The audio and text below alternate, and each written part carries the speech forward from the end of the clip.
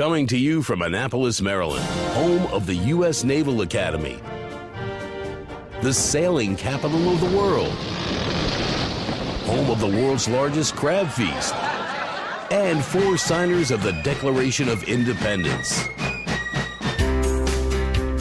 This is the Eye on Annapolis Daily News Brief, a daily roundup of local news that you can use, including local sports, local events, local opinion, and local weather from DMV Weather. Now here's your host, publisher of Eye on Annapolis, John Frenaye.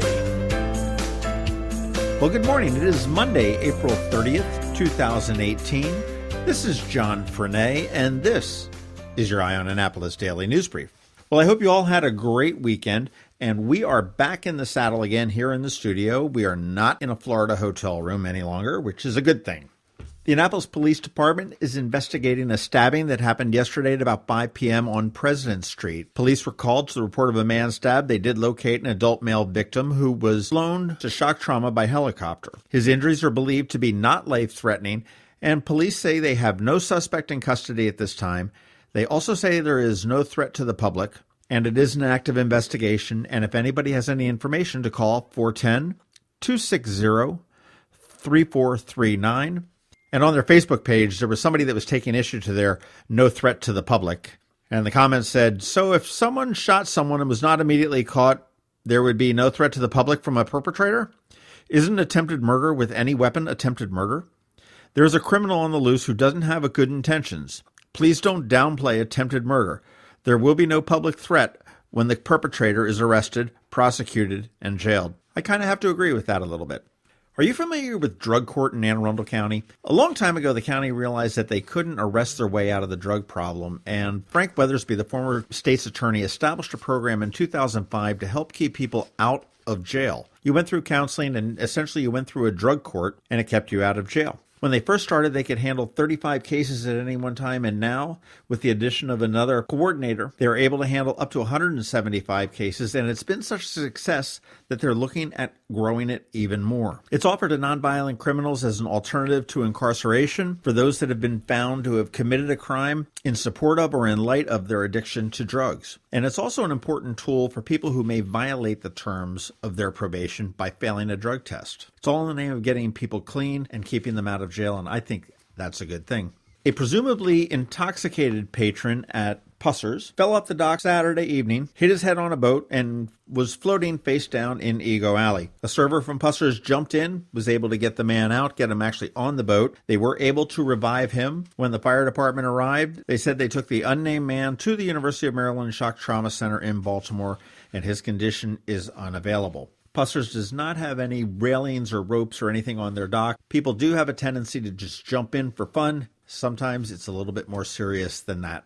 I've got fantastic news for pretty much every motorist that may be listening to me. The 4th travel lane across the US 50 Severn River Bridge is now open. Yes, this morning at 5 a.m., the barriers came down and traffic was flowing freely over the rehabbed bridge. The goal was to have this done by the end of May, and it is finished a month early, likely due to a very favorable winter as far as construction goes. And a little bit later this morning at 8:45, Governor Larry Hogan, Transportation Secretary Pete Ron, and County Executive Steve Shue will have a brief press conference announcing the opening. So traffic should be flowing a little bit smoother over the Severn River Bridge in the near future. And for everybody who likes to eat, and this is coming from the Annapolis Fork, Kara McHenrick, she just had a VIP testing lunch, and they are going to be opening officially today.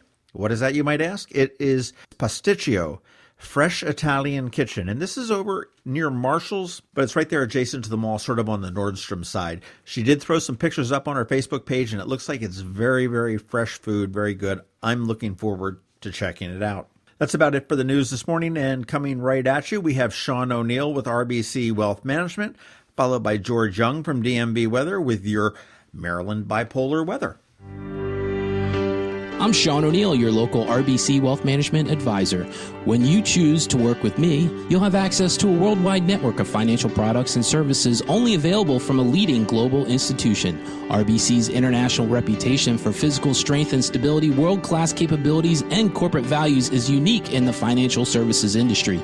I also recognize the importance of reinvesting in the communities in which we live and work, and I'm committed to serving my clients by building long-term relationships based on trust, integrity, and confidence. I look forward to helping you with your wealth management needs. Call me, Sean O'Neill, today at 410-573-6723 for a complimentary consultation. RBC Wealth Management, a division of RBC Capital Markets, LLC. Member NYSE, FINRA, and SIPC.